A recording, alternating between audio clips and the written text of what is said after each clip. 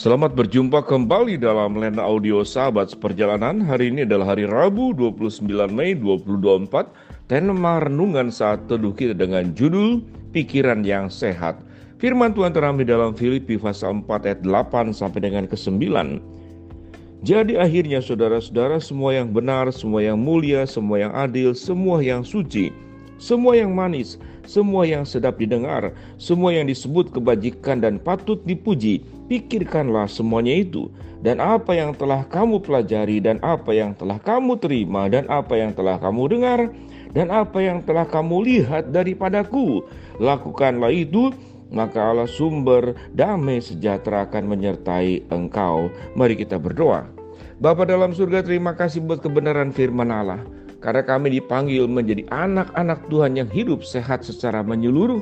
Dan biarlah kami boleh belajar dengan memiliki cara berpikir yang sehat. Dalam nama Tuhan Yesus kami berdoa, amin.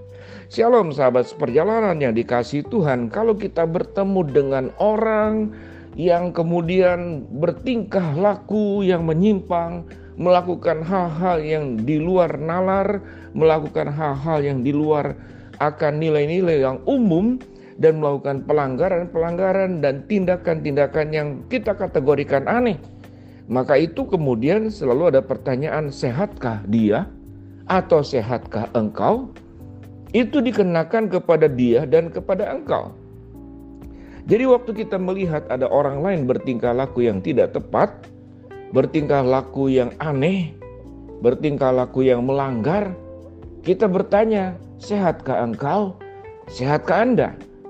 Jadi yang ditujukan adalah engkau dan Anda. Tetapi pernah gak kita berpikir dan kita bertanya kepada diri sendiri, sehatkah saya? Apakah saya sehat di hadapan Allah? Apakah saya hidupnya benar di hadapan Allah? Apakah pikiran saya itu sehat? Sahabat seperjalanan yang dikasihi Tuhan, firman Tuhan mengajarkan di dalam Filipi pasal ke-4 ayat ke-8 dan ke-9.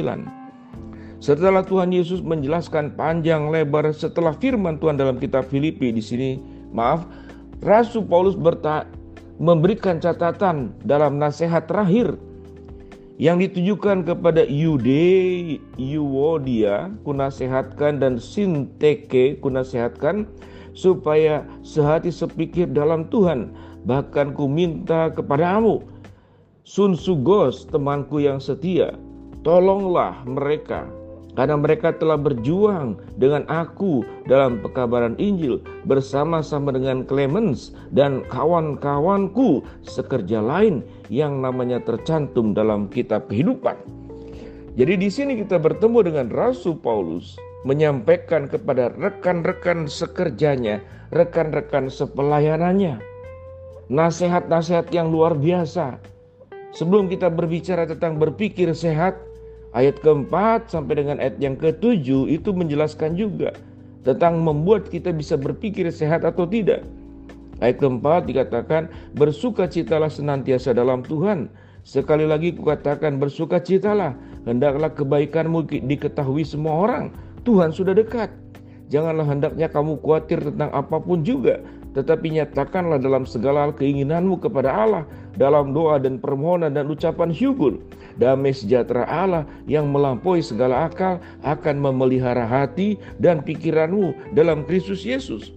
Di sini kita bertemu, kalau kita ingin punya cara berpikir hidup, cara berpikir yang sehat, maka kita harus mendengarkan nasihat daripada Rasul Paulus yang disampaikan kepada Euodia, yang disampaikan kepada Sinteke, yang disampaikan kepada Clemens, dan disampaikan kepada kawan-kawan sekerja yang lain. Dikatakan di sini, bersukacitalah, hendaklah engkau punya perbuatan yang baik, kemudian janganlah engkau khawatir, nyatakanlah keinginanmu kalau punya persoalan dalam doa, biarlah damai sejahtera Allah juga tinggal di dalam diri kita, yaitu yang melampaui segala akal, akan memelihara hati dan pikiranmu.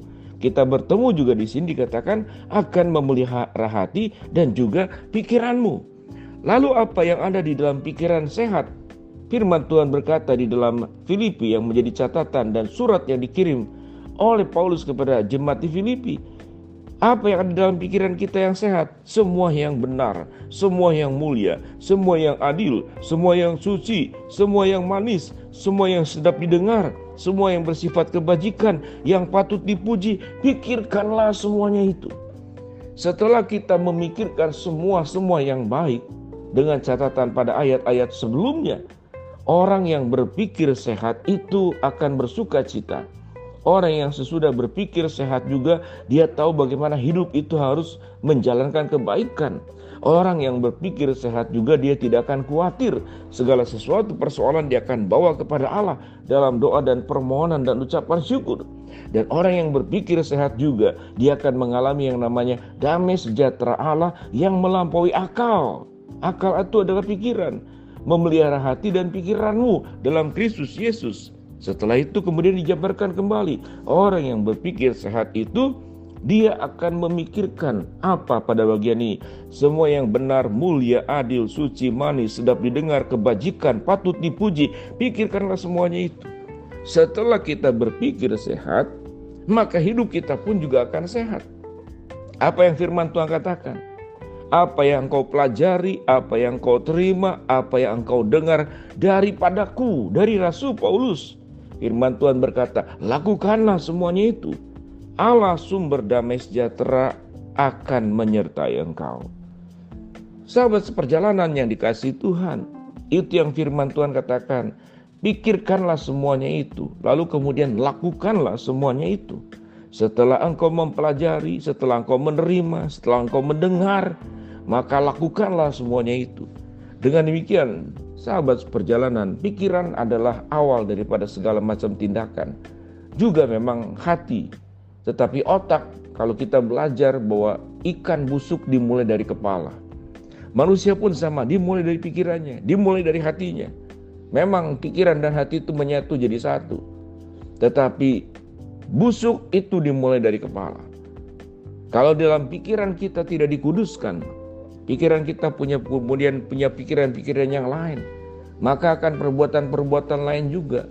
Kalau dalam pikiran kita adalah keberdosaan, maka keberdosaan yang kita lakukan.